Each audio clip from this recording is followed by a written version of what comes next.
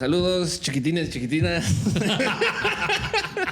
¿Cómo están todos? Ahora la foxeada. Ahora la foxeada. Chiquillas. Chiquillos y chiquillas, bienvenidos a su entrega semanal, donde sus dos chulos y guapos personajes favoritos de las redes sociales, pues entrevistamos a una persona, un personaje nada común, alguien que sale de la realidad. sí, que destaca, que destaca.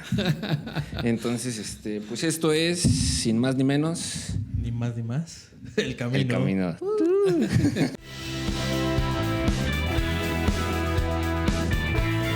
Es que se supone que sale una cortinilla. Esperemos que sí. Ok. No olviden suscribirse, darle like, síganos, coméntenos, no sé, etiquétenos. Compartan. Ya estamos en TikTok, por favor, agréguenos a TikTok, Instagram y todos las cuestiones que ustedes ya saben porque son la generación que creció sabiendo y creció con internet y demás cosas que nosotros no comprendemos aún muy bien. Imagínense yo. Imagino, no. No, pero aquí uno se adapta.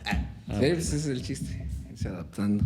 Pero bueno, ya para no darle más vueltas a la presentación, mi hermano, te toca. Antes que nada, muchas gracias por acompañarnos, por aceptar la invitación. ¿Y quién eres? Bueno, primero que nada les agradezco la invitación. Me llamó mucho la atención porque precisamente soy una persona común y corriente. Hombre. Uno más en la Ciudad de México. Es la verdad. Sí, no me creo que tenga algo más. Entonces me llamó mucho la atención. Me gusta mucho lo que hago. Soy ilustrador, ¿no? Infografista, diseñador gráfico. Pero también me gustan mucho las artes plásticas, ¿no? En realidad es que ahora me desarrollo más como diseñador e ilustrador. Sí. Hago infografía para Cultura UNAM actualmente, pero trabajé 17 años en el Reforma. Bueno, tengo 20 años en los medios impresos, ¿no? Publicando ilustraciones, fotoartes, diseños, ¿no? Pero he trabajado en un montón de lados como freelance, ¿no? He hecho cosas para la Cineteca, animaciones para la Cineteca. He hecho carteles para UX o No Danza, que para mí es el mejor grupo de danza contemporánea. Bueno, me he involucrado en la música. Estuve un tiempo en un grupo de future pop, ¿no? Llamado ERRA. Actualmente ya no estoy con ellos. Y pues bueno, mi nombre es René Subiet. Ándale, mira, ahí nomás. Toda una persona común y corriente. Sí. Yo nomás hago trámites, imagínate. Yo doy medicamentos. Bueno, pues son muy jóvenes aún. Van a ver que van a crecer sus experiencias. Nos falta el camino. Sí. ¿Y cómo empezó? Ahora sí que desde el principio toda esta cuestión de las artes en tu vida, ¿no? ¿Cuáles son tus inicios?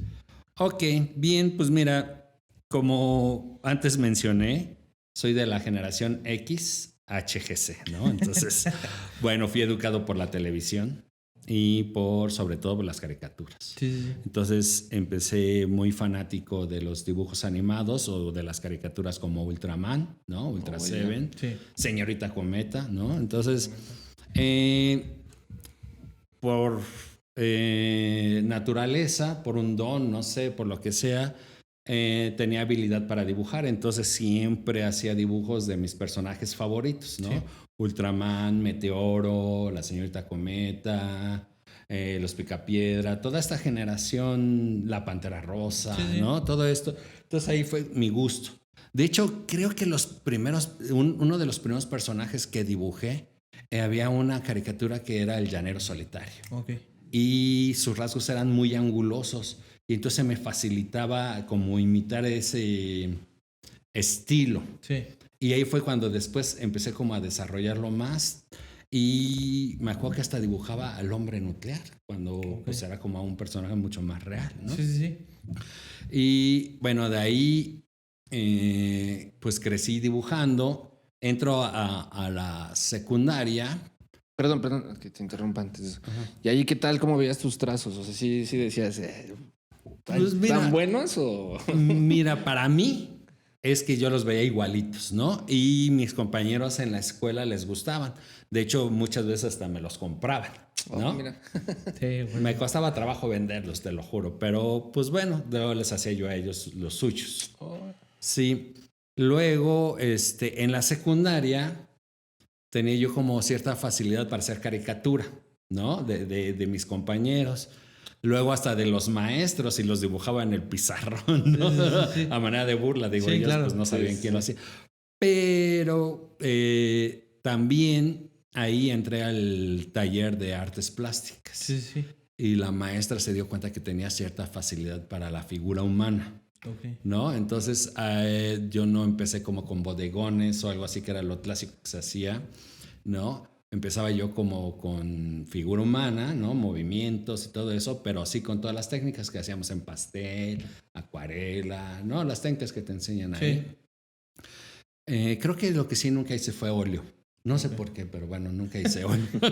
Sí hice acrílicos, acrílicos. Y me acuerdo que sí era mi momento que más esperaba.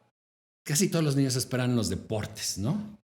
Que me encantan los deportes, de verdad, los disfruto mucho, pero para mí entrar al taller y que eran 3 horas, me acuerdo que una vez hasta me llamó la atención la maestra porque pasó lista y yo no contestaba, pero yo estaba tan concentrado en hacer mi dibujo que me tocaba ese día, que, o sea, yo me iba, ¿no? O sea, yo no estaba ni en el salón realmente. Entonces me encantaba eso, ¿no? O sea, me encantaba estar ahí. Los deportes sí me gustan porque siempre he sido fanático del fútbol americano. Okay. ¿No? Pero esto era más lo mío, ¿no? Mucho más lo mío, sí. Entonces, ahí fue, yo creo, donde nació este gusto.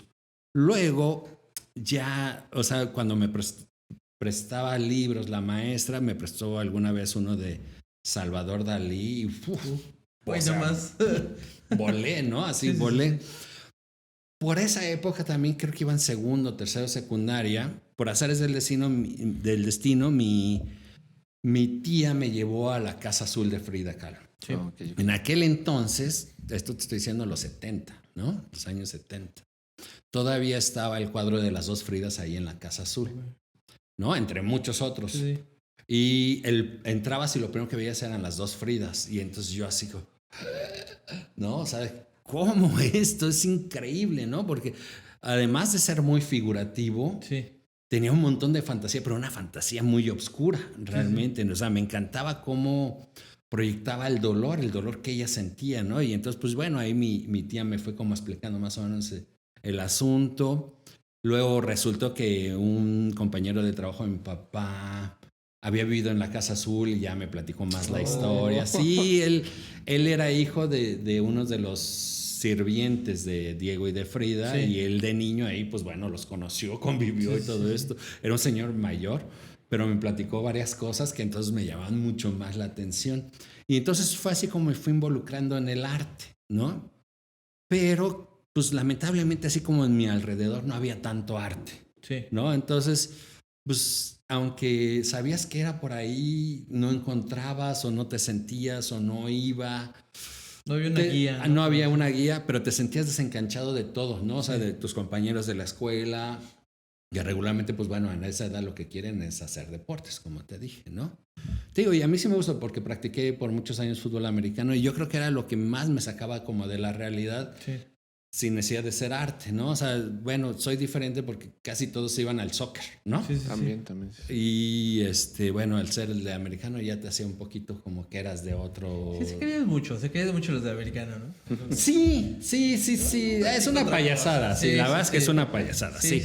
Pero bueno, porque no había mucho, ¿no? Claro. Ahora no, ahora afortunadamente hay un montón de equipos y ya no se sienten distintos, ¿no? Te lo puedo prometer. Todavía, ¿no? Beisbolistas y ¿cómo son? Beisbolistas son muy padres, es bien bonito. Bueno, pero entonces eso fue más o menos lo que mis inicios me llevó a nutrirme, ¿no? A ver libros, me gustaba ir a exposiciones. Mis papás no me llevaban, era lo difícil, ¿no? Entonces, bueno, pues de donde se pudiera, los libros que me encontraba, ¿no? Afortunadamente mi tía tenía ahí algunos libros, tanto de cine como de arte. Entonces, bueno, el cine y el arte siempre van como de la mano. Entonces ahí aprendí un poco. Ver películas me ayudó mucho, ¿no? ¿Qué películas son las que te marcaron? Pues mira, te voy a decir que a los 13 años vi La Naranja Mecánica, que hubo como un reestreno. Esto debe haber sido en el año 80. No, hubo un reestreno porque creo que la película es del 70 y a los 10 años la volvieron a estrenar. Y no sé si 70 o 71 y 80, 80. Bueno, ahí la volví a ver. Bueno, la vi yo por primera vez y me voló, ¿no? Sí, no, pues. También mi hermano me llevaba mucho al cine. Íbamos a la Cineteca y pude ver Los Olvidados, ¿no? Entonces, el Rebelde sin causa, ¿no? O sea, la verdad es que ahí sí tenía muy buena influencia. Mi hermano es muy cinéfilo y él sí me lleva. Pero además, él era influencia de mi primo, ¿no? De mi primo mayor, que era el que realmente nos llevaba a la Cineteca. El que realmente... Yo me acuerdo que según yo, hay una de Buñuel que es Charlos contra Gangsters, ¿no? No, eso es de Juan Orol. Ah, de Juan Orol. Mira, me equivoqué. Muy distinto. Ahí va. Juan Orol es el rey de las cabareteras. Él fue el que traía a todas las cubanas aquí a que bailaran y salieran de sus películas. No. Sí, esa de Buñuel cuando la vi. ¿Los Olvidados? Los Olvidados. La escena que se me quedó es cuando la avienta el hermanito, creo que un huevo, y se estampa como en la pantalla de la cámara y se resbala así. Sí. ¿Cómo están haciendo? Exacto, que era un cristal, ¿no? No, a mí Los Olvidados también me voló la cabeza, ¿no? Porque además, pues yo vivía en La Guerrero y entonces muchos de los ambientes son como similares. Porque eso fue acá en Onoalco, ¿no? Los Olvidados. Pues aquí. Cruzando. Sí, aquí. Entonces, pero pues el ambiente, la gente, todo eso era como similar. Entonces me pegó mucho, ¿no? Sí.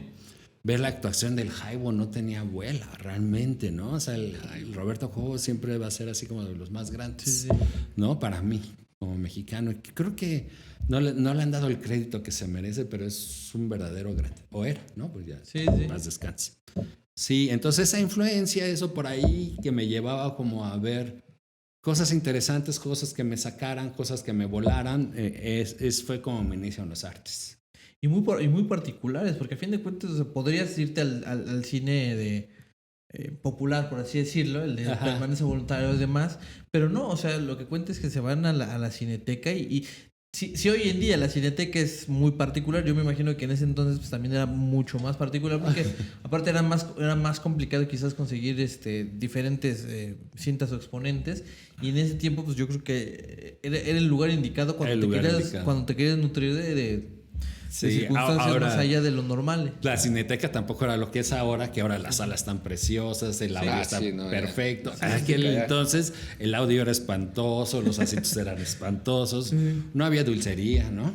Sí. Como buen cine club. Es que era más artístico, por así decirlo, era más pegado como a la documentación. Y hoy sí ya es como una cuestión más lúdica, ¿no? A lo mejor pues ya está al aire libre, ya hay no, y ahora es instagrameable, se dice. Sí. Sí, totalmente, ¿no? Sí, ahora una sala al aire libre. Sí. Tienes que demostrar que estás ahí, ¿no? Sí.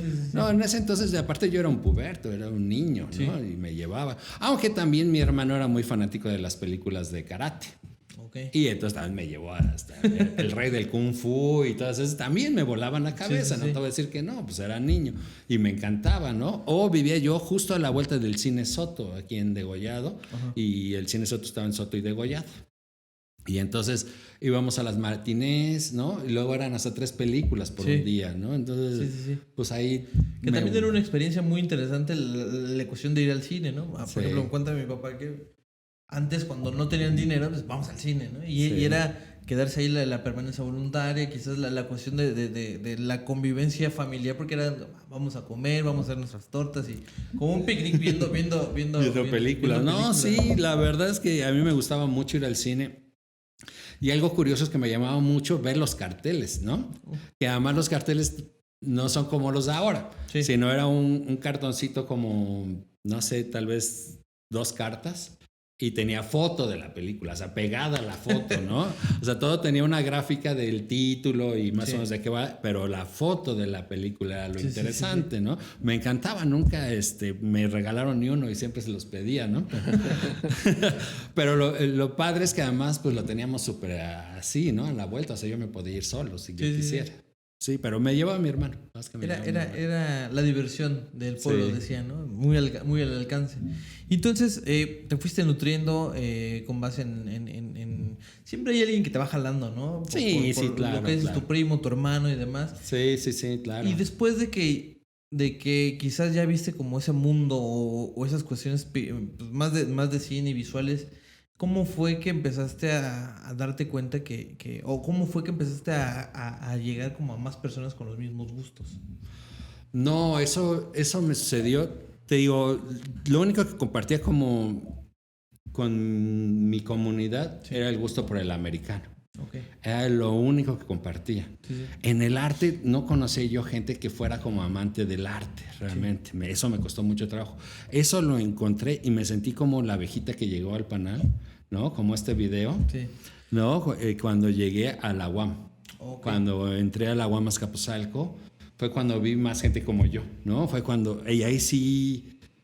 me sentí tan yo y tan libre y tan lejos de prejuicios, porque además siempre si te gustan otras cosas extrañas para la gente, pues no dejan de señalarte o separarte o segregarte, ¿no? Sí. Digo, lo que me hacía que estuviera en conjunto, realmente en conjunto, fue el fútbol americano, ¿no? Ok. Fue tu vínculo. Sí. También hablas de las cuestiones musicales. ¿Ahí ya había algún interés musical? Bueno, en esta primera etapa... ¿O era meramente visual lo que te producía? Pues mira, mi gusto por el arte pues, va como por todos lados, ¿no? O sea, pues apenas vas como definiendo. Sí, la gráfica era lo que más me interesaba. El cine o la gráfica en movimiento me llamaba mucho la atención, pero musicalmente pues tenía un montón de influencias. Mi hermano mayor oía mucho rock, Led Zeppelin, los Rolling, ¿no? Por ahí. Mi siguiente hermano oía música disco. ¿No? Y mi hermana oía mucho pop. Uh-huh. Entonces, pero todo me gusta, ¿no? O sea, en ese sentido, a esa edad todo me gustaba. Sí. Mi mamá y eso, pues los boleros, los tríos, mi papá los tríos, sobre todo. Entonces, mi papá oía a Frank Sinatra, que a la fecha lo adoro y lo amo, ¿no? Claro. Entonces, tenía yo un montón de influencias. Luego en la secundaria, casualmente, no sé por qué, formé parte del grupo coral instrumental. Y hasta me tocó tocar 3 veces en Bellas Artes en unos concursos que se hacían ahí muy extraños entre secundarios de toda la República. Sí. Y bueno, fuimos invitados en los 3 años, primero, segundo y tercero, a estar en Bellas Artes. Y después de esto de la universidad, ¿cuál fue tu siguiente paso? ¿Entraste a trabajar o...? Mira, a pesar de que todavía no había el boom del diseño gráfico, sí había escasez de trabajo, ¿no? O sea, en sentido de la gente no estaba acostumbrada a contratar diseñadores gráficos, se iba directo con los impresores. Los impresores fungían como dibujantes, como tipógrafos, como todo, ¿no? En realidad es que todavía eso lo seguimos padeciendo. Yo creo que todavía falta, ¿no? Ya hay mucho más conocimiento del diseño en México o la gente ya emplea más diseñadores, pero en aquel entonces todavía era más difícil. Entonces había muy pocos huecos donde podría ir. Y yo en esos años traía mucha facha, ¿no? O sea, super darks, ¿no? Cabello largo negro, anillos, ya sabes, dark, sí, todo de negro. Entonces también no era tan fácil, ¿no? Entonces yo llegaba a solicitar empleo. Y yo pensé que eso además me iba a abrir un poco, ¿no? Porque siempre que dices, bueno, un diseñador, un artista, alguien creativo, necesito a alguien diferente. Alguien de pelo largo. Sí. No, aquí no, casualmente no. Lo que más había era trabajos como en compañías de publicidad, en agencias de publicidad. Y entonces yo dije, bueno, pues puede ser por ahí. Pues no. Pues tampoco. No, me costó mucho trabajo. Tardé año y meses para conseguir mi primer trabajo. Sí, por el prejuicio. Yo quiero creer que más era el prejuicio. No sé, eso es lo que yo creo. Pero ya cuando lo conseguiste, ¿cambiaste el look? Aspecto No, darks, no. Afortunadamente conseguí un trabajo en una pequeña agencia de publicidad que lo que hacíamos eran presentaciones de productos en convenciones, sobre todo de farmacéuticas, casualmente, ¿no? Donde nos íbamos a cualquier centro vacacional, presentábamos los productos, las nuevas medicinas, todo esto, los porcentajes de venta, todo eso. Entonces yo hacía los gráficos. En aquel entonces empezaban gráficos animados en las grandes pantallas que se contrataban, ¿no? Para que todos sus vendedores, sus grandes equipos de vendedores, que eran muchísimos, vieran cómo iba la compañía, vieran qué era el producto que más se vende, ¿no? La presentación de los nuevos productos, el mercado que podían abarcar y todo eso. Y la verdad es que ahí ha sido de mis peores trabajos.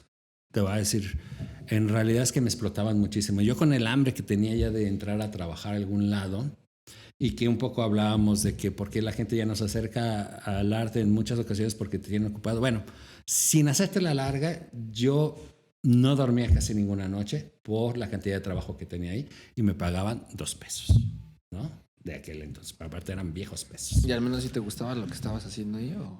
Pues bueno, siempre lo gráfico es atractivo. Lo que me gustaba es que yo todavía fui de las generaciones de diseño gráfico que no les enseñaban a hacer diseño por ordenador, ¿no? Yo todavía hacía originales mecánicos, vaya, todo era a mano. Okay. ¿Sí? Y entonces aquí, como todo era animado y todo eso, lo que me gustaba es que empezaba yo mis pininos para trabajar sobre ordenadores, ¿no? Hacer gráficos en ordenador. Creo que también eso tuvo mucho que ver entre que yo no consiguiera chamba entre la facha y que en la universidad yo no tenía conocimiento alguno de hacer en ordenador y las agencias ya empezaban con sus Macs, ¿no?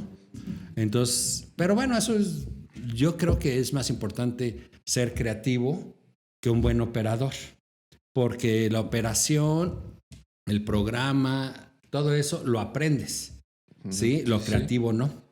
Lo creativo o eres o no eres, ¿no? Entonces, pero bueno, en ese entonces no se entendía así. Entonces, pero sí me gustaba mucho que yo ya empezaba como a manejar ciertas cosas, aunque era un sistema completamente desconocido, era un sistema exclusivo para hacer presentaciones personales, ¿no? Es como un viejo PowerPoint, digamos. Ajá. Muy viejo, porque todo esto además yo tenía que poner cuánto se mueve de izquierda a derecha, en cuánto tiempo, o sea, yo tenía que hacer todo. PowerPoint todo te lo da como automático, ¿no? Sí. No, yo aquí tenía que hacer todo. Entonces, pero eso fue lo que me gustó. Y bueno, era atractivo ir a las playas de vez en cuando, aunque no soy muy de playa, no me gusta, siendo darks menos, ¿no? Sí. Pero pues el respirar ya otro aire, estar como nuestro. Pero eso me desvinculó mucho también de la escena, ¿no? O sea, estar todo el tiempo ahí, me perdí como de muchas cosas que me hubiera gustado si hubiera encontrado un medio más ideal para mí. Pero bueno, eso fue el principio. De ahí entré a un buró de preprensa. Tampoco era algo creativo, pero me gustó también porque ahí aprendí todos los errores de los diseñadores que empezaban con las Macs y todo esto, cómo todavía no sabían hacer bien los diseños para imprimirlos perfectos, ¿no? Y entonces lo que hacíamos ahí en el buró era corregir todos estos errores. Entonces aprendí a corregir errores y entonces de alguna manera me estaba nutriendo más para ser mejor diseñador. Sí. No hacía diseño, pero yo sentía que iba por el camino. Sí, eso me gustó. Era aburridísimo el trabajo, estar corrigiendo. Había todavía trabajos que nos llevaban en original mecánico. O sea, unos eran por la computadora, otros en original mecánico. Entonces tenía que escanear el original mecánico y hacer todo ese trabajo para que ya fuera un producto digital. Pero entonces limpiabas un montón de cosas, un montón de piojos que traían, todo eso. Pues era, digamos, parte de un proceso, ¿no? Entonces así lo entendí. Claro, yo quería trabajar en cosas más interesantes, todo eso, pero pues no se estaba dando. De ahí entré a un lugar que me encantó, que hacíamos animaciones y gráficos para postproducción de cine y de televisión. Ahí hacíamos, no sé si a ustedes les tocó, si lo conozcan, yo creo que no. Había una revista que se llamaba Eres, sí, donde la portada eran dos personalidades. Sí. Bueno, se decía que era la única revista donde su portada hablaba, porque cada semana se hacía el comercial con los dos protagonistas de la portada y tenían que hacer algo y siempre sucedía algo gráfico en esa, ¿no? Esas cosas yo las hacía. Eso sí me encantaba, ¿no? A veces me llevaban a las grabaciones, a veces no, porque a veces las mandaban los mismos artistas que estaban en otro lado, sí, cosas por el estilo. Pero eso ya era padre. La verdad es que ahí estaba bien padre. Porque además yo tenía mi oficina para mí, así súper grande, tenía una sala, los clientes llegaban ahí, teníamos cocina, les daban de comer, había hasta de tomar, ¿no? Sí, sí. Entonces yo era dueño como de mi espacio y les hacía sus gráficos, ellos aceptaban, no aceptaban, algunos me los encargaban y me decían, bueno, yo quiero algo así, al otro día iban, empezábamos a hacer animaciones 3D, ¿no? Todavía con la Silicon Graphics que existía, que lo más popular de Silicon Graphics en animación 3D fue la película Spawn. Eso que te digo ya es como en el 94, 95, tal vez 96. 96, porque yo me acuerdo de Spawn. Estaba padre Spawn, dentro de todo, que la criticaron mucho. Bueno, eso fue hecha en una Silicon Graphics con un programa ahí 3D un poco chaquetón, que en ese programa también, así como antes tenía que decir un segundo aquí, bueno, allá tenía que medir yo hasta el viento, la densidad, el peso, para poder hacer la animación. O sea, ahora ya también las animaciones 3D, afortunadamente para todos, es que hay muchas cosas prehechas, ¿no? Entonces ya tú nada más eliges la opción que quieres. No, allá tenías que decirle todo. La fuerza, la densidad, todo, el viento, todo eso, ¿no? El sol, en qué parte estaba, todo eso. Estaba bien padre dentro de todo, pero tenías que saber leyes de física. Sí, de hecho, mucho del manual eran leyes de física. ¿No? Era muy padre, la neta era bien padre, tenía buenos clientes. Tenía, hay veces, hasta directores de cine que iban ahí. Trabajé para la Cineteca, les hice su animación de entrada para las películas que ellos distribuían. Y entonces ver así tu animación en las pantallas era un sueño, sí, claro, ¿no? Era un sueño. O sea, la verdad es que tenía como cierto glamour porque iban muchas personalidades, ¿no? Tenía su onda, ¿no? Estaba padre. A ver, yo ya estaba casado y tenía a mi hijo. Entonces, también no podía hacer tanto arte, pero esto era bastante interesante, ¿no? Bastante interesante. Claro. Sí estaba involucrado en la música, sí seguía oyendo muy buena música. Bueno, buena música para mí. Todo esto. Y de ahí hubo una vez un ex compañero de la universidad, muy buen amigo, Jorge, que me habla como a las 11, 12 de la noche, ¿no? Oye, yo sabía que él había entrado y es de los fundadores del periódico Reforma y él infografista, de los primeros infografistas en la Ciudad de México.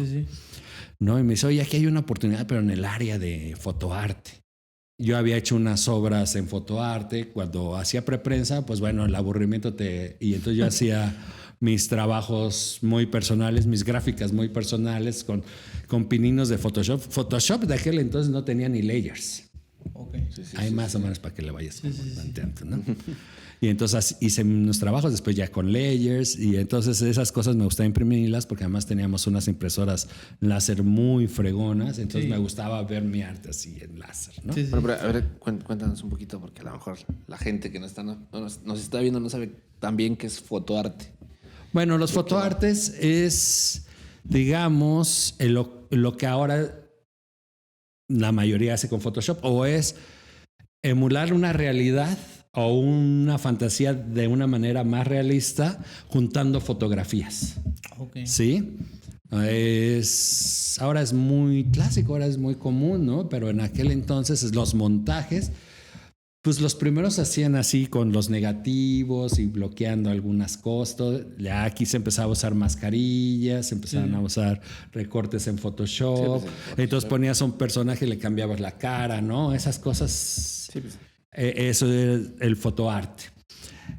En el Reforma, cuando yo entré, tenía una sección muy popular y muy, muy gustada por los lectores del suplemento Enfoque, donde poníamos a los políticos de unas maneras muy chistosas, burlonas, ¿no? Era como un cartón político, pero hecho con Photoshop. Era una innovación en ese entonces. No había en otro diario que lo hiciera. Ahí el Reforma se aventó y entonces había como ese hueco ahí en el Reforma y entonces este amigo, muy buen amigo, que había visto mis montajes que eran más artísticos, que eran más poesía visual, digamos, ¿no? Pero me dijo, pues tú sabes usarlo. Vamos aquí necesitan, pues si te interesa. Y entonces yo fui, ¿no? De hecho, primero le hablé con... No es cierto.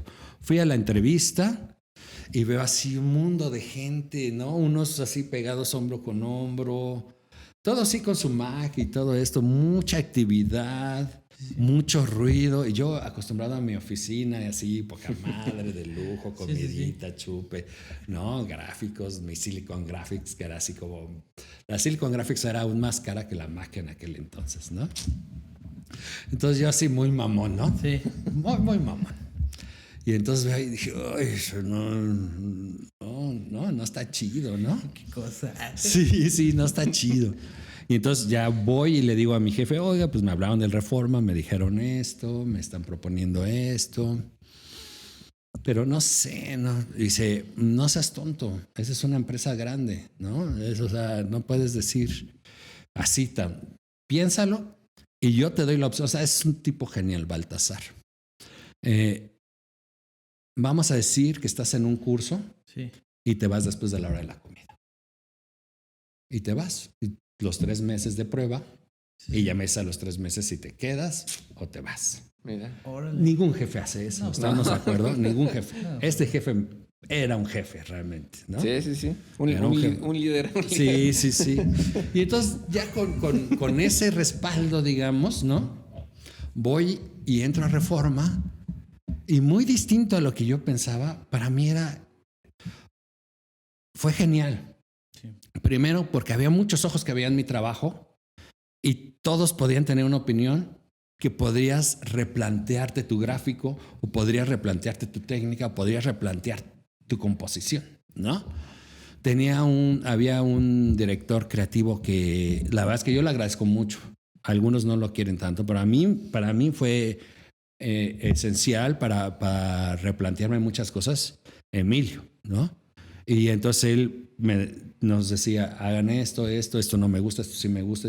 Entonces yo ya tenía una dirección. En el otro yo hacía lo que se me diera mi regalada gana y tal vez eso no me ayudaba a crecer. Sí. Aquí yo vi una oportunidad de crecer y además con todo el bagaje que ya traía, dije, está formidable. Entonces, sí, mucha gente, pero todos aportan, todos dan, todos están, ¿no? Veías al departamento de arte haciendo arte diario se publicaba. Entonces dije, mi trabajo no nada más, o sea, ¿cuántos lo van a ver? Sí. Sale cada 8 días, no una, sino sale diario también, ¿no? O sea, hay otros grafiquitos que hacías por ahí, otros montajitos, hasta en la portada del Reforma. Sí. En la portada del Reforma. No, de aquí soy. Sí, pasaron unos 3 meses y me decía mi jefe, ¿qué pez? ¿No? Y ya le dije, no, sí me quedo en la Reforma. Dile si me quedé en el curso. Me dice, la mejor decisión que has tomado. Fue muy bonito porque además ese año tuve 2 aguinaldos, ¿no?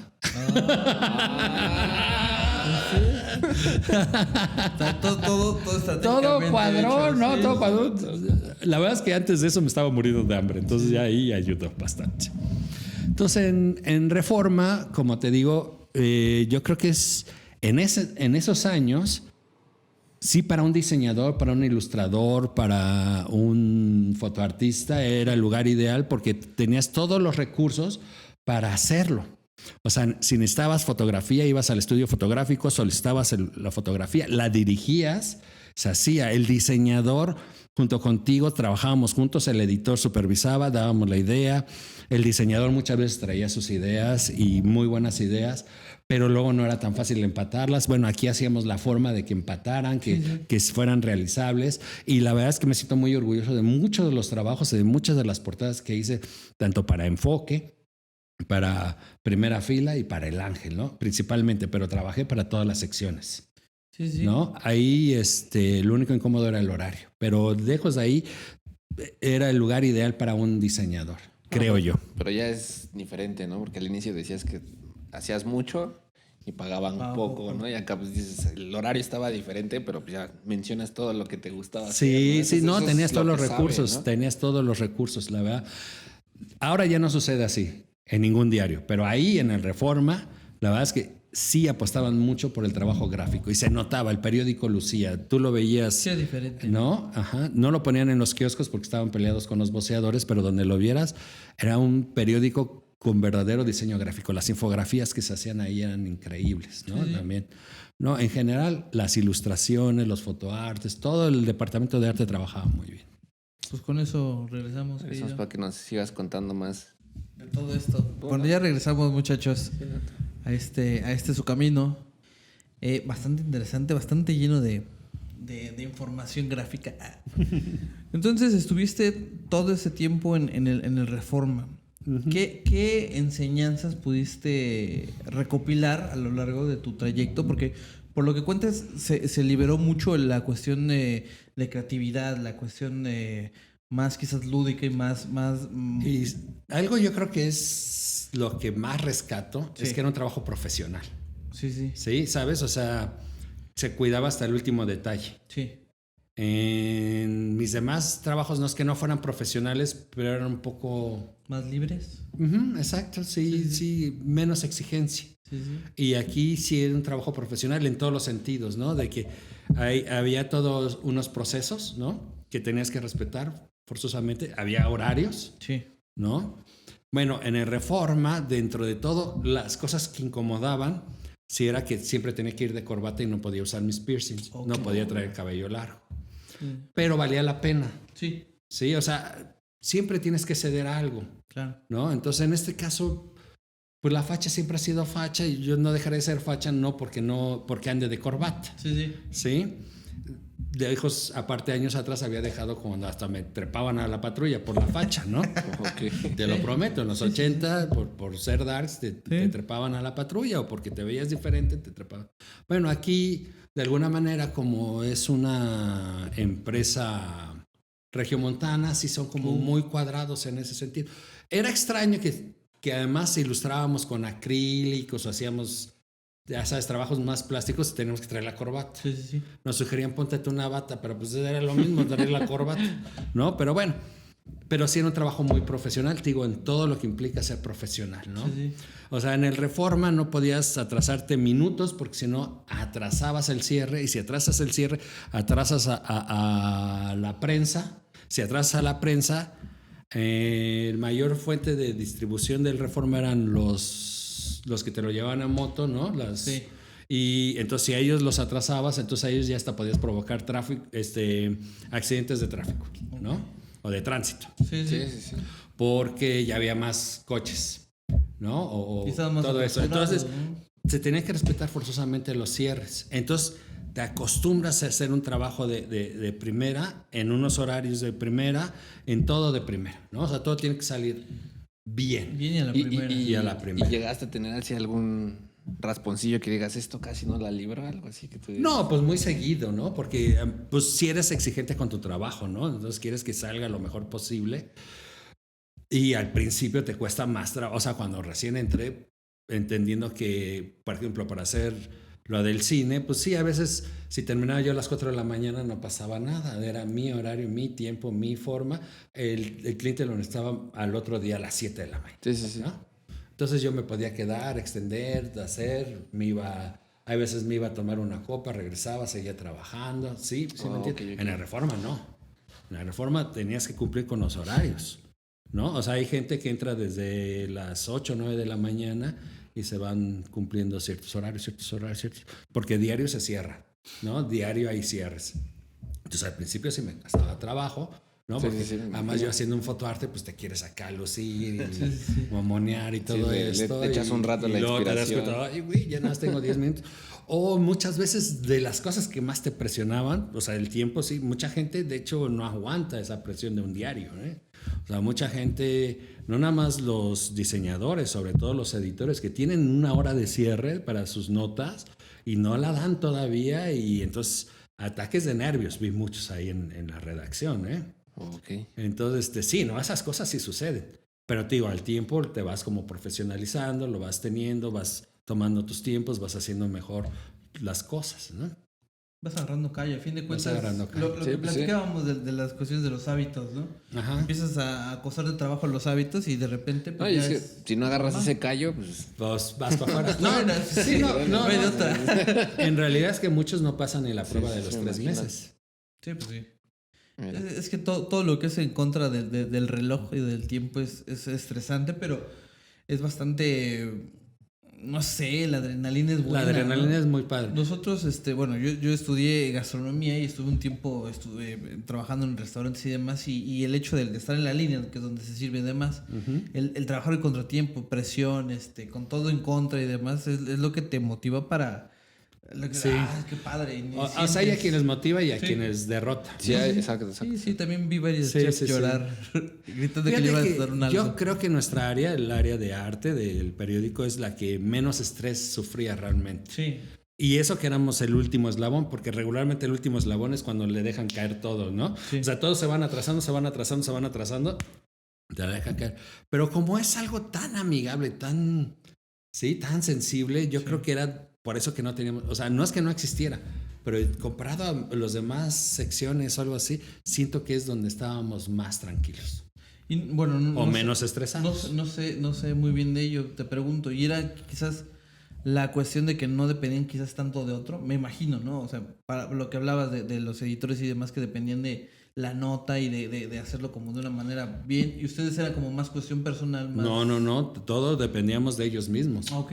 O sea, yo no podía hacer un fotoarte, una ilustración, o el departamento de infografía no puede hacer una infografía si no llegaba la información. Si no llegaba la nota. O sea, para hacer, sí, exacto, para hacer las portadas, aquí la desventaja que a mí me tocaba con las portadas es que son semanales. Sí. Pero yo hablo de las notas diarias. Sí. Pero entonces, si no nos pasan los datos para este fotoarte, pues no se puede, ¿no? Okay. Entonces, por eso te digo que éramos el último eslabón. Sí. ¿No? O sea, es donde podríamos haber tenido más presión. Pero no, bueno, ahí vamos como más o menos preguntábamos de qué va la nota, todo eso te vas adelantando, vas viendo, ya después ya lees la nota. Los vas viendo estresados. Sí, y ya nada más redondeas tu trabajo, ¿no? Yo creo que no va a llegar a tiempo. Sí. Pues mira, siempre en un diario hay una junta diaria, ¿no? Editorial, donde se ven todos los temas del día y entonces de ahí empieza a correr el reloj. Mira. Todos los días hay junta. Y se ve lo del día anterior, los errores y las cosas buenas y lo que va a venir del día. De hecho hay dos. Una que es como entre las 11 y las 12 y otra que es entre las 3 y las 4. Y bueno, acá aprendiste a trabajar en equipo. Sí, claro. Y después entraste a Letras Libres, ¿no? No, en Letras Libres fue un trabajo que hice a la par. Okay. O sea, yo no fui empleado de Letras Libres. Aquí es que trabajé como freelance donde me solicitaban ilustraciones, me mandaban los textos, yo las ilustraba, se las mandaba, ellos escogían cuál querían, ¿no? Y alguna vez me tocó hasta hacer portadas, 2 veces. Mira, nada más. Sí, fue muy padre pero al mismo tiempo. Ahora, Letras Libres era maravilloso porque en todos lados donde haces freelance, y creo que ustedes no me van a dejar mentir, te atrasan tu pago. Aquí todo lo contrario, me hablaban para decir, ya ven por tu cheque. ¿Sí? O sea, nunca había un atraso, siempre fueron súper puntuales. Te hablaba papá Krause y... Ven por tu cheque. Sí, exacto. ¿Qué pasó? Ya se va a juntar con el otro. Que en realidad era el hijo Krause. Era León Krause. León, sí. Ajá, el que hablaba. Pero sí te hablaba. Pero sí te... Para los casos de las portadas sí tuve contacto con él, claro. Oh, mira. Mira, Sí, no. tú que decías que no. Pero para qué ves, entonces es aún más espectacular porque, o sea, hacías estas cuestiones contra reloj que nos comentas del diario y aparte te aventas un freelance, o sea, qué interesante. Oye, aparte. No, bueno, digo, por fortuna en nuestro departamento es que había horarios, Sí. ¿no? Entonces los horarios, a fin de cuentas, sí te ayudan a tú administrar tu tiempo libre. Claro. Y entonces en tu tiempo libre sí puedes hacer lo que... Claro. Ajá. Entonces sí, hacía yo freelance, pues no nada más para Letras Libres, para más revistas. Sí. Y la verdad es que eso está bien padre. También que íbamos a cualquier lado y podías ver la revista y estaba un trabajo tuyo, era bastante... Creo que es lo te da que, como... Sí, orgullo. Sí. Siempre lo decimos, ¿no? Son las pequeñas recompensas que van haciendo que valga la pena el trayecto, ¿no? Mi hija dice siempre que su papá está sobrevalorado. Cuando encuentra algo así en la calle o algo así que es diseño mío. Sí. Mi papá está sobrevalorado.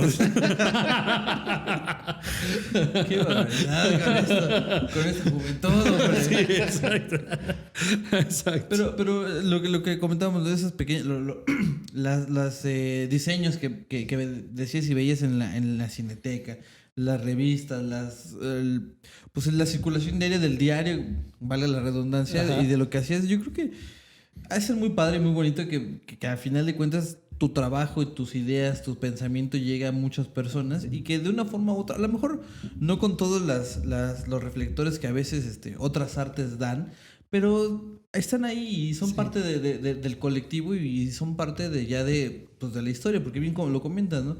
Estas secciones que hacías principalmente en Reforma, que ahora ya no se dan, pero yo he visto que muchas personas coleccionan ese tipo de indumentarias o afiches y que son o tienen un valor sentimental, un valor artístico y un valor más allá de lo que en su momento se podía dar, porque son suplementos.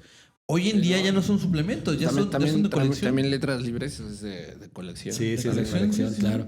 Sí, no, es muy padre. Es muy padre porque sí, aparte había gente que nos escribía, ¿no? Sí. Y como muchas veces te felicitaban, había otras que te atacaban. Sí, o sea, por el diseño por el diseño que habías hecho, manches. te atacaban. Bueno, algunas veces hasta te demandaban. ¿A poco? Sí, afortunadamente es que el Reforma tenía un departamento jurídico bueno, ahí, sí. bueno, y yo a veces ni me enteraba. Sí. Me enteré 2 veces, pero esto porque el diseñador en jefe Ajá. me decía, mira, había llegado esto para ti.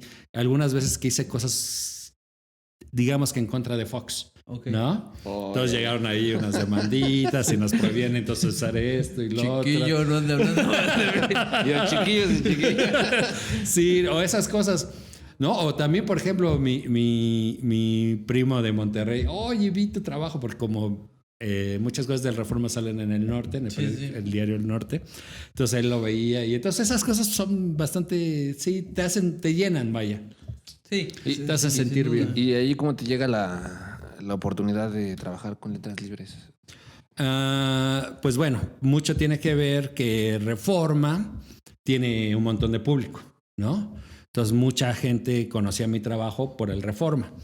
Y también es que un ilustrador del Reforma trabajaba en letras libres. Entonces fue más fácil todavía, ¿no? O sea, que me vieran, ¿no? Que voltearan a verme. Que además también había sido maestro del agua. Fabricio Van der Broek. Ya ven, trabajen bien porque jale. Sí. Es que es un... Vaya, tuviste una exposición brutal. Sí, muchos ojos estuvieron, para bien o para mal, te estuvieron viendo. Claro. Y como dices, hubo demandas, pero también hubo muchas personas que quizás quisieron ya colaborar o trabajar, o se enteraron que había un ilustrador mexicano que pues, estaba haciendo las cosas re bien. Eso está bien interesante. Sí, es una ventana, porque además mis compañeros, ¿no? También, ¿no? O sea, hay quien ilustra libros en España y todo esto, gracias al trabajo que, como aprendió los procesos y todo ahí en el Reforma. Y porque fue la ventana del Reforma, ¿no? Sí, sin duda. En muchos casos le decíamos la Universidad Reforma. Pues sí, ahí aprendes porque aprendes. Sí. No, y pues es que es diario a fuerzas tiene que salir algo. Sí, diario tienes algo. una página blanca que tienes que llenar. Sí, está. Y luego no es fácil. No. No, pues ¿cómo va a ser fácil? Ayudan mucho los procesos. En todo ayudan mucho los procesos. No, y aparte, por ejemplo, dice eso mucho Paul McCartney, ¿no? El chiste es ejercitar, bueno, la creatividad es como un músculo y el chiste es ejercitarla a diario. Entonces, quizás alguien que no esté acostumbrado a crear tanto, vaya, una canción, por ejemplo, hace una cada 10 años, pues no tiene... No. Pero Juan Gabriel, por ejemplo, ¿cuántas canciones hacía? Creo que hacía como 5 canciones al día. Sí. Y es lo mismo que hacía Paul, o sea, una al día por lo menos. Sí, y tú más o menos, ¿cómo era tu proceso? O sea, ¿cómo bueno, llegabas? mi proceso ahí, te voy a decir, en Reforma y que actualmente lo sigo llevando, es primero, te anuncian un tema, ¿no? En la junta editorial, etc., o la editora en jefe, anuncia un tema, se lo pasa a su editor, este editor se lo pasa al diseñador, ellos tienen una comunicación, van como planteando de qué va, porque luego es como suelto, ¿no? Entonces tienes que direccionar también la nota. Entonces ya que más o menos tienen direccionada la nota, me junto yo. Entonces ya estamos el ilustrador, el diseñador de la página y el editor. Entonces ya hacemos como el conjunto de la idea de lo que queremos. Si en este caso necesitamos trabajo del fotógrafo, ya le llevamos un boceto de qué es lo que queremos, algunas referencias de qué es lo que buscamos, y el fotógrafo nos lo regresa. Y ahí es donde ya empiezo a hacer el arte, ¿no? Donde ya empiezo a cortar, pegar, hacer, poner luz, todo eso. Y entonces ese se lo regreso al diseñador, lo ve de nuevo el editor, pueden hacer algunas sugerencias y cambios. Bueno, no pueden, las hacen, ¿no? Se presenta en la junta editorial, ahí todavía hay otra revisión y ya llega a la hora de cierre, se manda. Hay una anécdota muy, muy padre ahí en el Reforma, que una vez hicimos un trabajo, el diseñador y yo sacamos una idea para una portada del cine de David Cronenberg, ¿no? El director de cine, que es más de ciencia ficción sobre todo, ¿no? Es muy fantasioso, es el director de Crash, no sé si viste Crash, bueno, de otras tantas. Y entonces hicimos un retrato donde era una cinta de cine, sí. Ajá, así como si su cabeza fuera una cinta de cine. Y entonces se veía el retrato moldeado de él con cinta de cine, ¿no? Y tomamos las fotos, ¿no? Pusimos a alguien de modelo, le pusimos la cinta de cine. El fotógrafo ya nos hizo todo esto. Yo hice el trabajo ya de fotoarte, lo presentamos a la junta editorial y lo cagaron así, diciendo que estaba horrible, ¿no? Pero ya impreso sobre el impreso, o sea, ya no había manera de corregirlo. Lo curioso es que habló la oficina de David Cronenberg, que a David Cronenberg le había gustado mucho la portada y que si se la podíamos mandar. Claro, los que criticaron me la pidieron en alta resolución, la enmarcaron, la imprimieron chingona en láser, todo eso, y se la mandaron a la oficina, ya así súper nice. Nada más para que entiendas que tampoco era ideal, ¿no? O sea, había mucha crítica, había mucha presión. Podría ser que a uno les guste y que a otros no les guste. Que tú veas tu mejor trabajo realizado y que alguien diga, no, es malísimo. Siempre pasa. Y entonces también que no caigas en esa subjetividad, ¿no? Si tú te sientes feliz, está bien. Y si te cambian, pues te lo cambian, no pasa nada. ¿Sí? Y por eso luego es que hicimos un colectivo de cartelistas en el Reforma por ese tipo de críticas, donde nosotros quisimos, vamos a hacer nuestro propio trabajo, nuestras propias versiones. Eso está bueno. Pues ahorita regresamos, muchachos, con esta plática. Y ya regresamos de volada a su Ni podcast. lo sintieron. Qué bueno. Qué bueno que ni lo sientan. O qué feo, ¿no? Está bien. No, sí, también está bien. Está feo. Sí, está gacho, ¿no? Sí, depende cómo lo veas. Pero bueno, nos estabas contando de tu paso por Reforma y nos mencionaste que crearon un colectivo. Sí, una vez se iban a celebrar el bicentenario de la independencia de México. Okay. Sí, y entonces, curiosamente, para el suplemento que trabajábamos todos, pidieron a diseñadores exteriores hicieran su versión de un cartel para demostrar o señalar o comunicar el bicentenario. Entonces dijimos, ¿qué pex? ¿Por qué a nosotros no? Sí. La verdad es que muchos no nos veían con buenos ojos, ¿no? Éramos un área un poco rebelde. Y entonces dijimos, pues vamos a hacer nuestras propias versiones, vamos a hacerlo. Curiosamente, el primero que llegó no era uno de nuestra área, era un jefe de diseño justo de este suplemento. Y él me trajo su idea, la vimos y eso detonó y se llama el colectivo Pico de Gallo, ¿no? Y entonces éramos los mismos miembros de ahí del departamento de arte que hicimos una exposición con nuestras versiones de los carteles. Esa vez tuvimos como padrinos a las víctimas del Doctor Cerebro y tocó la Internacional Sonora Balcanera, entre otros, ¿no? Bueno, la Internacional Sonora Balcanera, unos miembros eran del Reforma. ¿A poco? Y un miembro del Pico de Gallo es de la Internacional Sonaca, el Yulais, Don Chucupaca.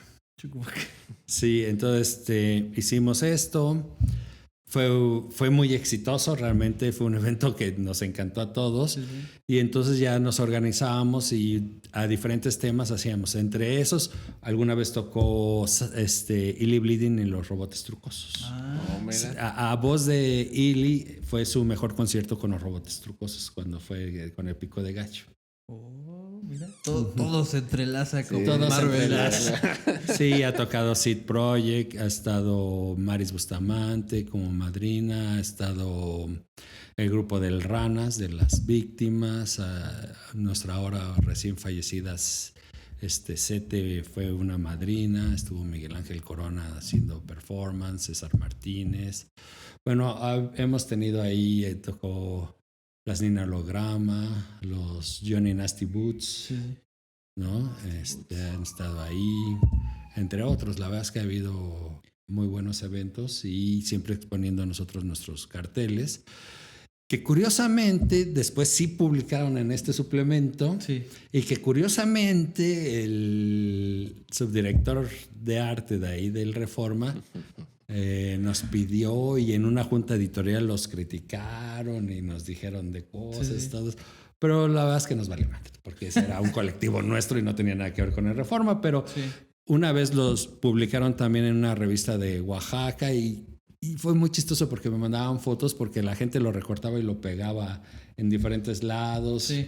Estuvo padre, la verdad es que estuvo bien padre y a la fecha sigue el colectivo.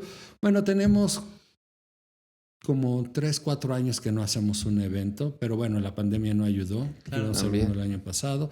Ahora no lo hacemos tan seguido, ¿no? Antes sí procuramos al menos cada año hacerlo. Ahora ha sido un poco más complicado. Sí, pues sí. Creo que todo se ha visto mermado por las cuestiones de estos años. Ajá. Y al final, pues bueno, el chiste es que siga ahí eventualmente con un nuevo aporte, un nuevo evento. Sí. Pero que siga en pie esta el colectivo. Sí, ahora, son puros miembros del Reforma.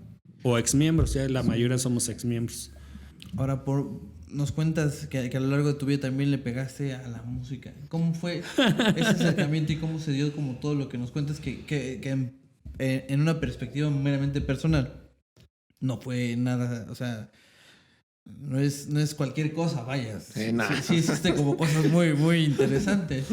Bien, pues bueno, también digo, me ha ayudado mucho, soy afortunado en muchos sentidos, siempre como que me ponen en el lugar, en el tiempo indicados, ¿no?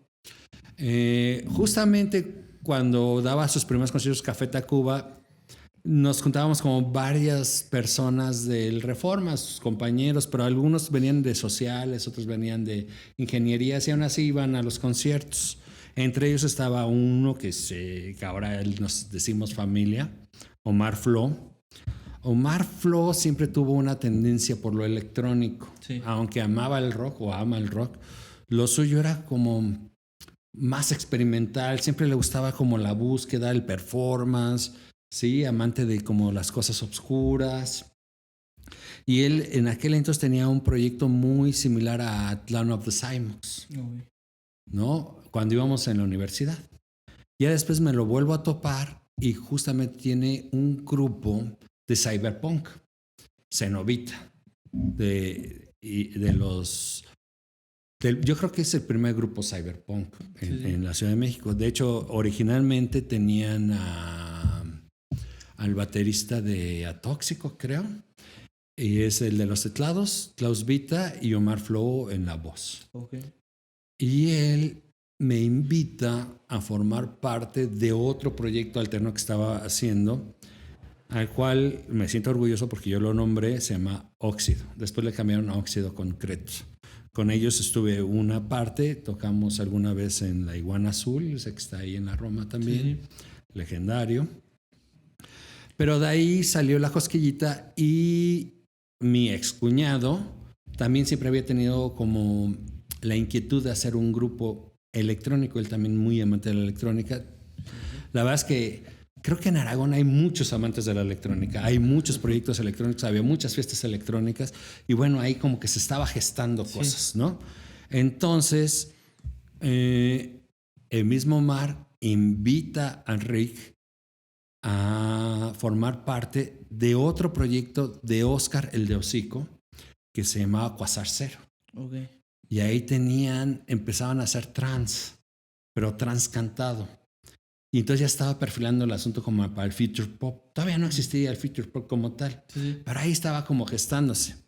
Entonces, por azares del destino también ya no estaban empatando los tiempos, los ensayos, ni de él ni yo con Óxido. Y entonces decidimos, Ricky y yo, hacer nuestro propio grupo. Sí. Se llamaba Erra. Nuestra primera presentación en público, ya así la formal, fue en el 4º encuentro de música electrónica en el Museo del Chopo. Ahí ¿no? nomás. Sí, el performance nos lo ayudó a hacer Raúl Parrao, que es el director de UX Sonodanza. Este grupo que vi alguna vez en la UAM, que me despertó mis instintos, sí. Bueno, el director después ya estaba con nosotros también, ¿no? Entonces, Erra sacó su primer material con opción sónica, un material que se llama La Tierra Sin Ti, porque contaba como una historia, un disco como conceptual, donde venía una nave espacial y a manera como de sirena enamora a un terrícola, se lo llevan, lo abducen, se lo llevan y después lo regresan. Entonces por eso es La Tierra Sin Ti, ¿no? Porque se fue el amor de su vida, se fue en la nave espacial. Okay. Pero si también quitamos a la palabra tierra la ti, sin ti, es Erra. Pero Erra es el nombre del planeta donde los seres de Erra han contactado a Edward Meyer, que es el tipo más contactado en la Tierra por extraterrestres. Okay. ¿No? Entonces, todo se embarró ahí, todo lo hicimos. Con Erra tuvimos la oportunidad de grabar con una disquera polaca, ¿no? Black Flames. Se han sacado sencillos en Inglaterra, España, Francia, Italia, ¿no? Tuvimos el honor de que nos hicieran mixes gente como Angels on Agony, ¿no? Aquí le abrimos conciertos a BNB Nation, a Red Flag. Sí tuvimos nuestro momento, ¿no? Estuvo bien padre. Yo creo que somos el primer grupo Future Pop, declarado Future Pop, ¿no? En la Ciudad de México. Y bueno, también una de nuestras primeras experiencias fue haber tocado en el festival Techno Guys. Acompañados de Sven Ba, de DJ Hell, de Zombie Nation. Entonces sacamos el disco primero con opción sónica, después el de Black Flames, después sacamos uno por nuestra propia cuenta, ¿no? Hicimos nuestra propia distribución. Y yo después abandoné el barco porque la verdad es que los tiempos ya no me daban mi familia ya había crecido, ya tenía yo 2 hijos, el Reforma, ¿no? También algunas veces fungía como DJ en algunas fiestas, fui DJ en el Foro Ideal. Entonces ya se me complicaba demasiado la existencia. Ya no era tan divertido tampoco para mí, porque creo que el proyecto lo absorbió mucho más Rick. Sí era más de él, ¿no? Y entonces ya creativamente él lo dirigía y ya no todo para mí estaba padre. Ya no era muy a mi gusto. Al principio sí era todo muy a mi gusto, ya en este momento no. Entonces yo me tuve que separar, pero Erra sigue. Y Erra sigue sacando sencillos y sigue teniendo algunas notas en revistas y periódicos de Europa sobre todo, pero la ha hecho mixes a 1000 gente también. Sí. O sea, todo lo que han figurado es más en Europa. Sí. Aquí tuvo su repercusión y sí, mucha banda nos reconoce, pero la banda under, ¿no? Sí, claro. Sí, es curioso que a la fecha yo ya hicimos un reencuentro hace como 5 años, 6 años. 5 años. Pero antes de eso, como yo creo que dejé de tocar otros 6 años, y a la fecha todavía hay gente que me reconoce, que me saluda y que me habla de lo que para ellos fue la música de Erra, ¿no? Sí. Digo, eso es bien importante o bien interesante, ¿no? Que al final Aún siendo un grupo bastante under, bastante especial, como muy de nicho, ¿no? Porque Sí. Al final no es para cualquiera, ¿no? Así lo creo, sí. Las cuestiones, sobre todo mucho de los sintetizadores, o muchas de las cuestiones ya más trabajadas de manera diferente a lo convencional, es decir, al rock que cualquiera puede tocar. Es más, es chistoso. Lo contó alguna vez Mateo cuando su primera presentación, que los abucharon todo esto porque no había guitarra, bajo, batería. Sí, bueno, nosotros en los 90 seguía sucediendo el mismo problema, claro, ¿no? O sea, él a principios de los 80, nosotros a finales de los 90, y seguía la gente no entendiendo que tú podías estar en un sintetizador creando, claro, ¿no? Y ellos querían ver forzosamente la guitarra, bajo y batería, ¿no? Dentro de las cosas también, cuando tocamos el Techno Guys, hizo una compilación la BMG, sí, de los artistas que habían participado, nos incluyeron a nosotros, y fue muy curioso que una vez prendiendo la tele estaba estos programas matutinos como de revista, sí, ¿no? De señoras, como para señoras, sí. Y en la sección de horóscopos traía nuestra rola. Sí, le avisamos a la disquera y pues dijimos, pues yo creo que necesitábamos regalías o algo así, sí. Pero pues la disquera no nos dio ya nada, ¿no? Y dijeron, sí, buena. No, qué bueno que nos avisan. Qué bueno que nos avisan, sí. Sí. Ese fue un disco con BMG, ¿no? También estuvimos en un disco aquí cuando el Dada X, que es un club de, sí, sobre todo más underground, ¿no? Sí. Más clavado en la música oscura, electrónica. De hecho, fueron los primeros en dar apertura a los grupos electrónicos, a esto que te decía de la corporación. Sí. ¿No? La corporación viene desde mediados de los 90. El Dada X creo que empezó en el 98, 99. ¿No? Y pero pues su inauguración fue con Hocico, por ejemplo, ¿no? Pero tocaron Cenovita, bueno, hizo un compilado de todas estas bandas electrónicas, ahí también nos incluyeron. También alguna vez la mejor disquera, creo yo, de synth pop en el mundo, A Different Drum, que creo está en Detroit. Sí. También nos hizo la invitación y estuvimos en un acoplado de todas sus bandas preferidas ahí. Y bueno, te digo, en Europa así es más común. Pues que era el pan de cada día, ¿no? O sea, sí, allá hay la música electrónica, sí. De música electrónica, de música más, como tú lo llamas, que es un poco más oscurona, más... Ajá. Más, hay festivales dedicados a eso. Sí. Pues allá. Aquí, bueno, hubo Los Pininos con estos encuentros de música electrónica en el Chopo. Te digo, esto fue a finales de los 90, mediados finales de los 90. Y era de música electrónica, pero más en la tendencia oscura, sí, ¿no? De hecho, nosotros casualmente no éramos oscuros, éramos más extraterrestres, éramos más espaciales, era más tranceroso, trans con voz. Sí. Y siempre salíamos vestidos de blanco, como contrarrestar esto, claro, mismo, y mucho con luz, ya sabes, neón negra, claro, sí. ¿No? Entonces estroboscópicos, todo esto, éramos muy espaciales, ¿no? Sí. Pero sí estábamos dentro del movimiento de esto que era oscuro, ¿no? Sí. Bueno, yo siempre me consideraba oscuro, pero me gustaba como romper con el grupo esto. Claro, porque sientes que no era como el camino. El cliché, no era el cliché de lo que estaban ellos, que todos son vampiros. Todo eso. Aquí nosotros empezamos con esta onda extraterrestre. Sí, y a fin de cuentas es otro discurso. Es que es lo malo, ¿no? Al final creo que, y lo entiendo desde el punto de vista, por ejemplo, del rock de los 90, ¿no? Del rock en tu idioma, que ahí metieron a todos, o sea, así como que todo es rock de los 90 y acá pues, todo es oscuro. Sí, pero no, el hecho de que tengas sintetizadores... No quiere decir que vaya por la cuestión industrial o la música oscura también tiene una gran variedad, ¿no? Es un abanico muy amplio, ¿no? O sea, hay muy apegados hasta de música clásica, ¿no? Sí, barítonos y todo esto, toda la cuestión que es más como renacentista, más Sí. No, entonces, sí, no, me encanta eso. Pero sí, nosotros éramos, digo, una especie entre música trance, que es muy bailable, muy hipnótica, pero cantada. Pero con una voz muy baja, ¿no? Sí. Grave. Sí. Pues con eso nos quedamos. Por favor, búsquenlos y ahorita regresamos. Y los muchachos. buscaremos nosotros también, Sí, porque yo no los he escuchado. No, es que yo no soy de Europa. Se ve, mi hermano. Pues ya regresamos a este último bloque.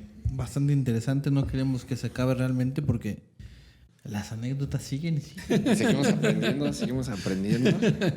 Pero tenemos que darle fin a esto porque ya nos buscan en nuestras casas. Tenemos 3 días desaparecidos. Antes que otra cosa, nos gustaría hacerte un pequeño presente, un regalo. No. Por parte de la 4T, nos metimos a una ¿cómo se llama? Una 4T. convocatoria. Una convocatoria. De parte del... Ay, ¿dónde está? Del secretario de Educación. Te mandan este Bonito obsequio. presente. Este bonito Este presente. obsequio que esperamos que te guste. Ah, qué bonito, mira. Y de sexto grado, o sea, sí, Sí, ya. es que sí, ya. Pues hubieran puesto mejor de biología. ¿De biología? ¿Por qué? En sexto grado ya. Ya se aprende. Porque lo bueno es en el quinto. El quinto donde desglosan todo. El sexto ya. Ah, muchas gracias, muchas gracias. Te gustas un pequeño presente, Esperamos que la impresión sea la correcta. esta vez. Porque Pues tú tu sabes, selección de color. Aquí podemos ver cómo está un poco inclinado. Ah, qué padre. Muchas gracias. Me gustó mucho. Que te guste.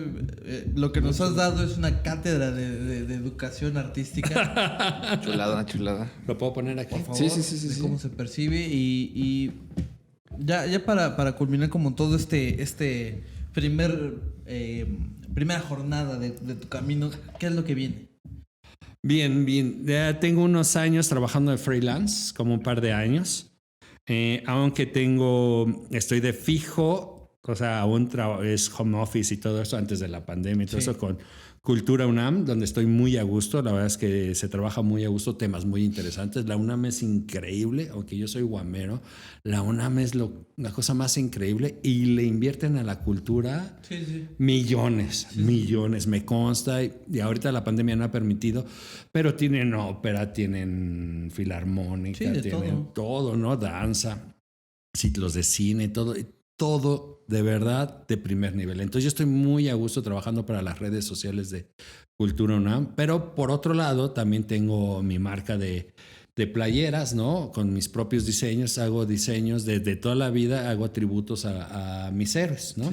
Tanto musicales como gráficos, ¿no? Y entonces eso quiero que crezca, ¿no? Me estoy empleando para que crezca. También quiero seguir haciendo eventos como con los colectivos. También va a salir un libro con algunos collages que hice de animales fantásticos que hice junto con mi amigo Jalil, ¿no? Que también lo detuvo la pandemia. De hecho, la primera semana que cerraron los antros el año pasado, íbamos a hacer un evento como de fondeo, ¿no? Pero ya presentando las ilustraciones y hasta vendiéndolas para poder sacar el libro, una edición muy bonita, muy decente queremos, ¿no? O sea, que valga la pena. Pues también, por otro lado, con otros 2 amigos estamos haciendo una línea de chamarras y ropa deportiva, entre comillas, pero con mis ilustraciones. Algo un poco bizarrón, la verdad, creo yo. Pero los resultados que he visto me están llamando mucho la atención. Se ha atrasado. Nuevamente la pandemia no nos está dejando, pero hay muchos proyectos. O sea, quiero crecer gráficamente, quiero sentirme muy orgulloso de las cosas que yo hago, ¿no? Y tal vez estar buscando dónde emplearlas. Sabemos que el medio impreso ya acabó, ya no existe o existe muy poquito. Y entonces hay que darle camino a por dónde pueden salir mi trabajo gráfico. Claro. Y creo que digo, particularmente las cuestiones de las camisetas, bueno, las playeras y demás, es una cuestión fabulosa. Lo platicábamos mucho, muy poco se puede exponer quizás a los grupos de culto, ¿no? Por ejemplo, es muy complicado. Yo nada más o en el Chopo o en una tienda en el Gabacho que es Hot Topic, Ajá. que es donde te encuentras playeras de culto, pero por ejemplo ahora súmale el agregado de que aparte de tu grupo de culto o tu personaje particular, tienes una ilustración que es hecha especialmente de manera no industrial, por así decirlo. No industrial, no industrial. Sino de manera precisa, concreta. Es solo para tener canales. Exacto, y estás llevándote una pieza de arte que quizás ya es más práctica, es más adecuada para las necesidades, en lugar de quizás tener un cuadro que también está muy padre. Que también vendo cuadros, sí, también tengo mis ilustraciones. O sea, mis ilustraciones todas nacen en forma de cartel. Todas, mis tributos, todos son un cartel. Y de ahí hago la adaptación a las playeras o las prendas, ¿no? Yo hice la adaptación para el fondo de mi celular. Ah, bien. Sí, no, está bien. Sí. De hecho, como tiene formato cartel, le embonan bastante bien. Sí, yo tengo en el mío, tengo a Klaus Nomi, que justo ayer acaba de subir porque hubiera sido su cumpleaños. Y sí, no, el chiste es que tenga como esta variedad. De hecho, había pensado yo en mochilas, había pensado... Y el proyecto está en tenis. Tenis. Sí. Toda la cuestión que ya es como, por ejemplo, para usar y demás. Sí. Siempre es interesante. E insisto, aquí el valor agregado es que no nada más es una foto. No. Es un diseño artístico nacido de la creatividad. Sí. Y creo que está bien padre ese Muchas proyecto gracias. Y de verdad. Muchas gracias. ¿Dónde podemos, tus redes sociales y demás para contactarte y bien, buscar? Tengo un Instagram que me hizo mi hija, que es René Subiet Diseño. Diseño, ok. Ajá, René Subiet Diseño. Okay. Ahí pueden ver, ahí me pueden contactar. O también tengo el Facebook, que es René Subiet Diseño, Ilustración e Infografía. Ok. Sí, así me pueden encontrar. Como sea, cualquier cosa lo vamos a poner en la es René Subieta, el de Facebook es René Subieta, Diseño, Ilustración. Vamos a ponerlo abajo en la descripción del video. Ajá. Para que sí, mejor. Sí, siempre lo ponemos. Siempre lo ponemos. Okay. Pero luego andamos poniendo Pero te voy a mandar los que son. Sí, ¿no? sí. Para que sea así como lo concreto. El oficial. Exacto. Sí, exacto. Igual vamos a estar subiendo algunas cosas en el Instagram para que chequen parte de su trabajo. Qué padre. Que nos den ahí me gustas y demás. Y tus redes sociales, mi hermano. Mis redes sociales, ya saben, yo aparezco en Tinder como... que Tinder no. No. Aparezco como Alfonso del Río o Pollo Chuy. Búsquenle en todos lados, aparezco. En Google, con diferentes nombres. Hijo, me encanta eso. Es un rollo etiquetarte. Yo estoy en todos como Jay de la Vega. Travis Jasman está en todos los lugares igual. Y el Beto está... no vino el Beto. Ahora no vino. Que esté bien. Yo ni conocía al Beto. Que esté bien. Está en una fiesta. De todas maneras, si estuviera aquí, tampoco casi no se nota. Se esconde. A menos que se caiga. Es el mueble. Lo queríamos como para la pared, así como en el calabozo. Ajá, sí. Algo así. O el mueble, ¿no? En esas caricaturas que salían en MTV. El mueble, sí. Mueble u otra cosa. Suscríbanse al Camino y Ya en Instagram, en Facebook, TikTok y ¿qué más? Twitter no. Twitter no. TikTok sí. TikTok sí. TikTok. Instagram sí. Facebook sí. Síganos, apoyen el contenido que estamos emanando. Y apoyen también a los artistas mexicanos que son bien fregones en otros lados, en Europa y demás, y aquí ni nada. Bien, pues yo les agradezco la invitación. La verdad es que me sorprendió. Como dije, no estoy acostumbrado, ¿no? Sí. Me llamó mucho la atención, porque además no sabía bien ni de a dónde íbamos, ¿no? Claro. O por qué. Pero me agradó y me sentí muy a gusto platicando con ustedes. Muchísimas gracias por venir y pues nos estamos viendo la que sigue. Espérate que preparé una salida. Ok. No es cierto. Pero nos vemos. Nos vemos. Sigue, bye.